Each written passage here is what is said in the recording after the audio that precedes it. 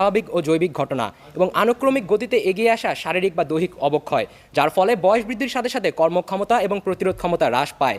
জাতিসংঘের রাষ্ট্রনীতি অনুযায়ী বৃদ্ধ ব্যক্তি তারা যাদের বয়স 60 বা তার ঊর্ধ্বে।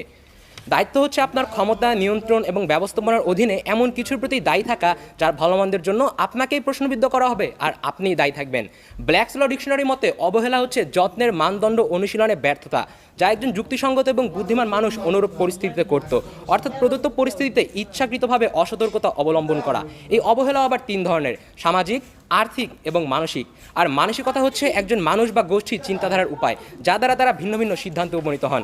মাননীয় সভাপতি, স্ট্যাটিস্টিকা.com-এর এক জরিপ অনুযায়ী বর্তমান বিশ্বে 60 বছরের ঊর্ধ্বে জীবিত ব্যক্তির সংখ্যা মোট জনসংখ্যার 22%।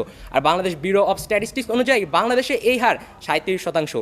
এরাই সেই বৃদ্ধ মা বাবারা যাদের বেশিরভাগ সময় কাটছে অবহেলায় কোনো বৃদ্ধাশ্রমে অবহেলিতভাবে।